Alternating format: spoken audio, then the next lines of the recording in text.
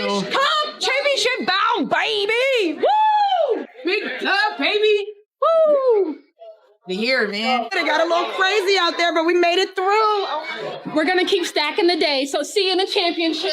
Bow! Let's go!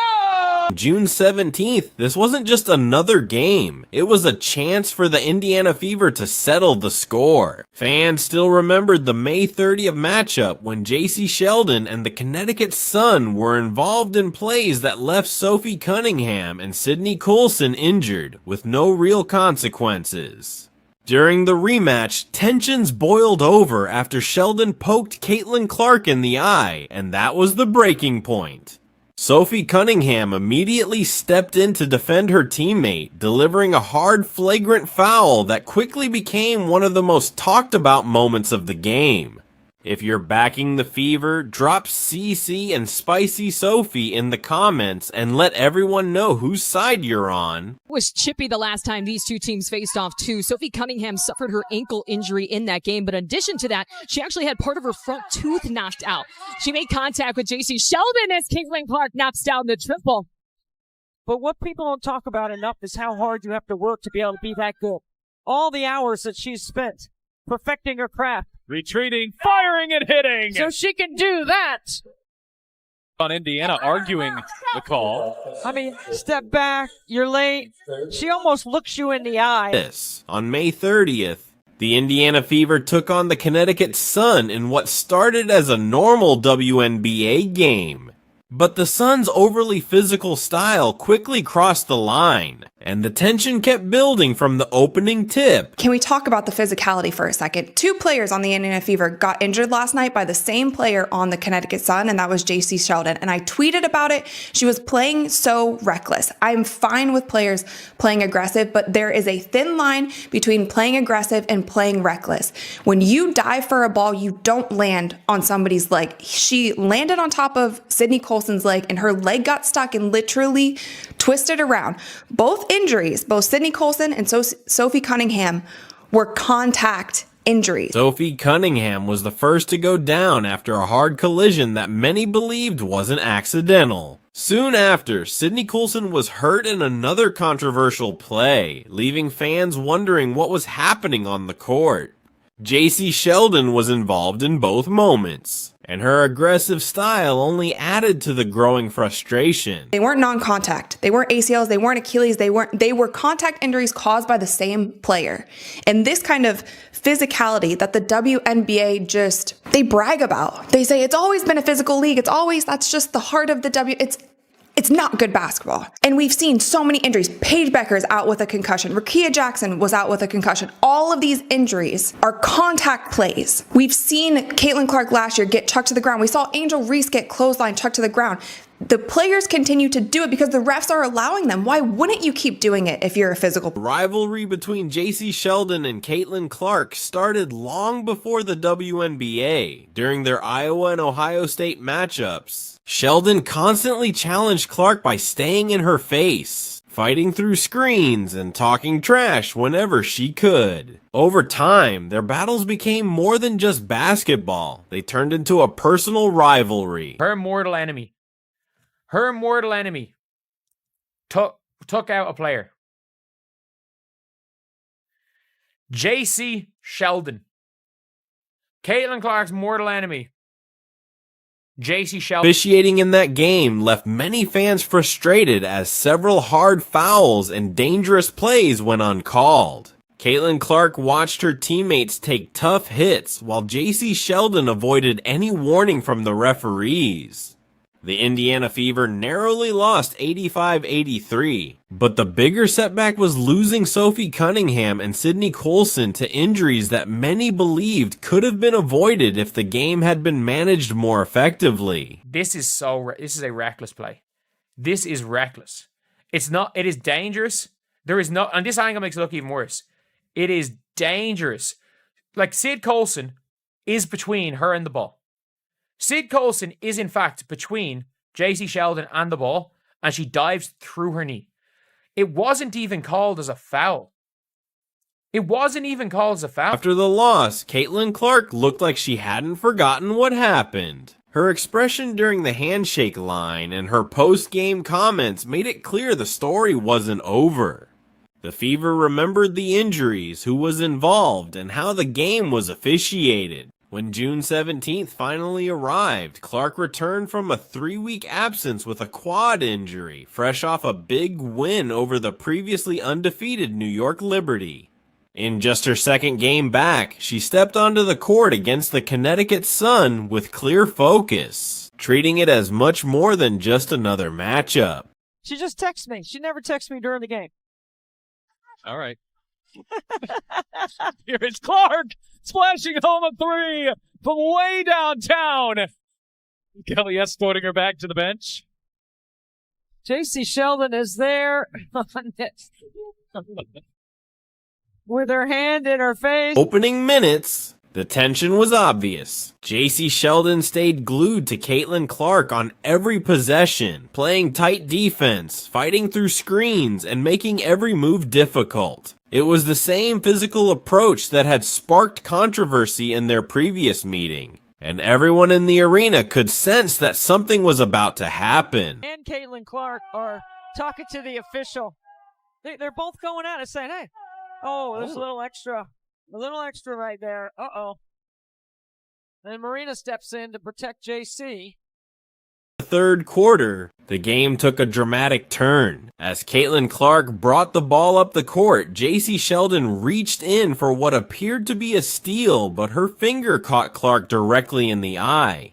The contact was immediate, and Clark's head snapped back from the impact. Third quarter we go. They're trailing by 10. Keep an eye on her and Jacy Sheldon. Clark trying to back her down. Clark is okay. Sheldon, fouls Clark, hitting her in the face. Clark is upset about that. Then everybody's upset about that. Marina Mabry comes in. She decks Clark, tempers flaring on both sides. Clark immediately grabbed her face, clearly in pain as she tried to recover after the eye contact. Frustration showed on her face as she reacted to the moment, believing it wasn't just an ordinary play. She pushed Sheldon away after the contact, a response many players might have after taking a hit to the eye. The crowd quickly reacted, convinced they had seen what happened, but the officials' response only added more controversy to the situation. I mean, is that displacement? I think it is. Oh, and Marina Mabry's going to get ejected. If the officials saw that, Marina Mabry is going to get ejected. Well, they're going to go and look at it. Look at Mabry. She's got a scar on one side, a scratch on one side of her face, a scratch on the other side. It's not from the game today. I asked her about it. She's always in the mix. There's a lot of contact here.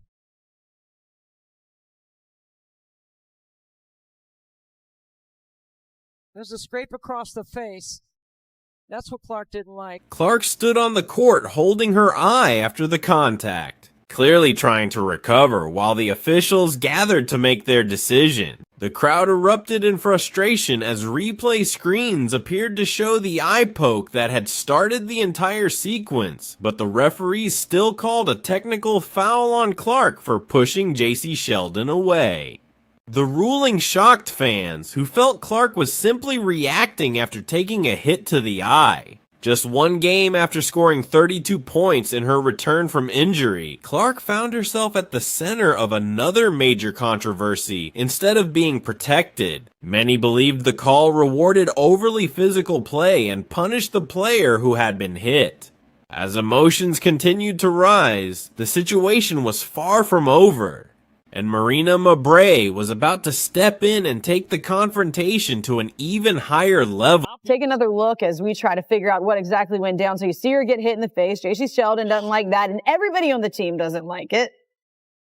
Marina, trying to have her teammates back, pushes her down. You see a little bit of drama all the way around.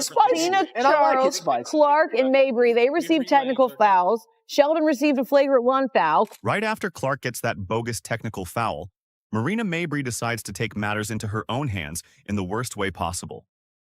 Clark is still dealing with her eye injury when Mabry comes over and does something that shocked everyone in the arena. That's what Clark didn't like. And then Mabry came in with a bump. And Mabry's day is almost assuredly going to be done Right after Caitlin Clark received the controversial technical foul, Marina Mabrey stepped in while Clark was still recovering from the eye contact, escalating the situation and shocking everyone in the arena. And then Marina Mabrey comes out of nowhere and chucks her to the floor. Now let's watch this in slow motion. Here, Jacy Sheldon is guarding Caitlin, swipes her in the face. There's one. Going for the ball, swipes her in the eyeball. Caitlin's gonna have to start wearing goggles. And then Caitlin pushes her off of her, like, why are you still in my face? Marina Mabrey, bat out of hell, chucks Caitlin Clark to the ground. Mabrey then delivered a hard body check that sent Clark crashing to the floor, turning an already heated game into an even bigger controversy. The collision looked completely unnecessary, and fans throughout the arena were stunned as Clark hit the court, realizing she had taken another heavy shot. After this, you guys, of course, the referees are going to review the play because that's a lot of contact going on right there. That's a lot of unnecessary contact. That's a lot of non-basketball contact happening during this play, right? So the 3 referees that I like to say, they got them straight out of Sephora because I don't think these referees have ever refereed a professional basketball game in their life. They took these referees, they were at the monitor, they looked at it for, I'm not even exaggerating, you guys, like 15 minutes. 15 minutes they are watching this play. Fever bench immediately sprang to its feet after seeing Clark hit the floor, with players shouting at the officials and pointing toward Marina Mabrey. The crowd erupted in disbelief as the tension inside the arena reached its peak. Head coach Stephanie White was furious on the sideline, passionately arguing with the referees and insisting the play had gone far beyond normal basketball contact. She believed Clark had been targeted once again and feared the officials were about to make another controversial decision. The announcers here are saying, of course, Marina Mabrey is going to get ejected because that was unwarranted. She literally came out of nowhere and chucked Caitlin Clark. There should be a flagrant one, of course, on Jacy Sheldon because she swiped her and hit her in the eyeball. Whether it is intentional or not, you can still have a flagrant a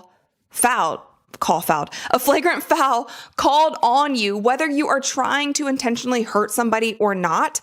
But this is what they called, you guys. This is what they called. Caitlin Clark, Marina Mabrey, Tina Charles were assessed with technical fouls on Tuesday. Caitlin, Marina, and Tina Charles. Technical fouls. That's it. Technical fouls. That's it. And Jacy Sheldon was assessed with a flagrant 1 foul, and no players were ejected. The officials gave Marina Mabrey only a standard technical foul, the same penalty Caitlin Clark had received after reacting to the eye poke. That decision left many people questioning the officiating, as Clark was penalized for pushing a player away after the contact, while Mabrey received the same punishment for knocking Clark to the floor. To many fans in the arena, the call simply didn't seem consistent. And the officials don't get control of the ball game when they allow that stuff to happen, and it's been happening all season long. All season long. It's not just this game. It's been happening all season long. This is what happens, right? This is what happens. You've got competitive women who are the best in the world at what they do, right? And when you allow them to play physical and you allow these things to happen, they're going to compete and they're going to have their teammates' backs. It's exactly what you expect, right? Out of fierce competition. So I started talking to the officials in the first quarter, and we knew this was going to happen. You could tell it was going to happen. So they got to get control of it. They got to be better. Stephanie White didn't hold back during her press conference. She said that when officials fail to control the game and allow overly physical play to continue, situations like this are bound to happen. Frustrated by what she felt had been happening all season, White made it clear she was tired of watching her players take repeated hits without enough action from the referees. So now let's talk about Sophie Cunningham. At the end of the game, Jacy Sheldon is going for a fast break layup and Sophie Cunningham is running with her. And I remember in my head, like, it happened in a split second and I said, oh, let's see. Let's see what happens here. By that point, many felt the officials weren't doing enough to protect Caitlin Clark, and the message seemed clear to the Fever players. Sophie Cunningham watched everything unfold from the bench, determined to stand up for her teammate. In the final minute, with Indiana leading 87-70, Jacy Sheldon had the ball once again.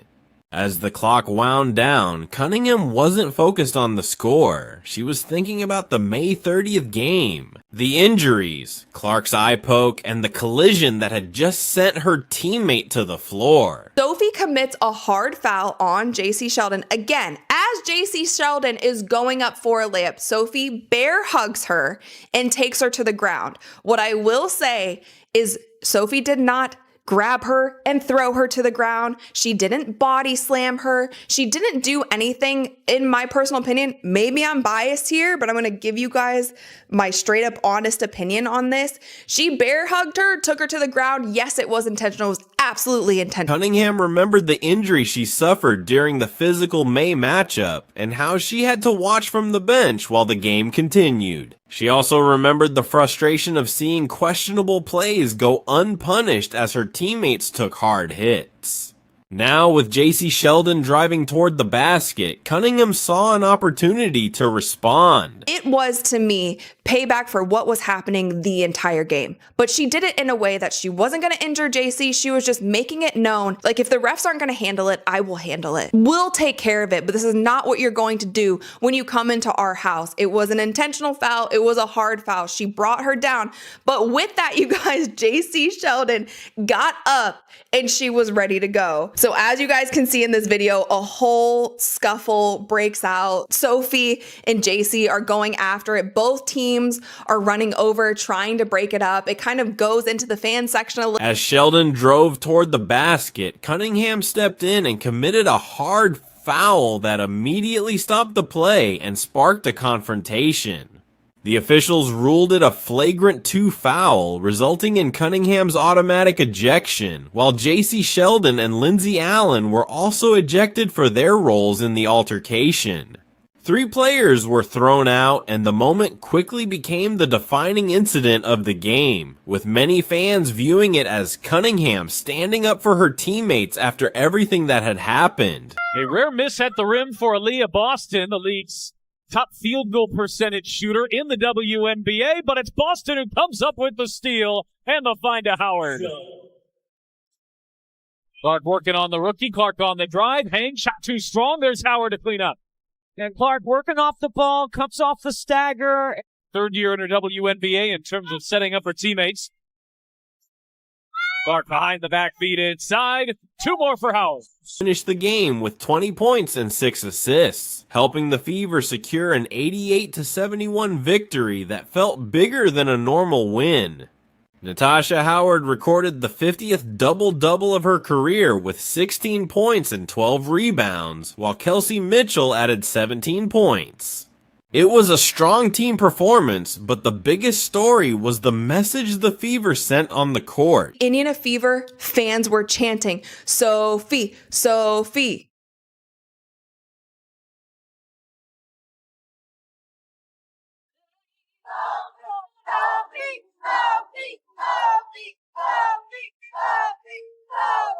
Sophie's jersey is going to sell out tonight. She's going to be in the All-Star game tonight just from this one play because she was standing on business. It wasn't a dirty play. It was an intentional foul, and it was meant to send a message. It turned into a scuffle, and I don't think anybody wanted that. It wasn't just a win over the Sun. It was the Fever showing that they won't back down, won't be intimidated, and will stand up for their teammates.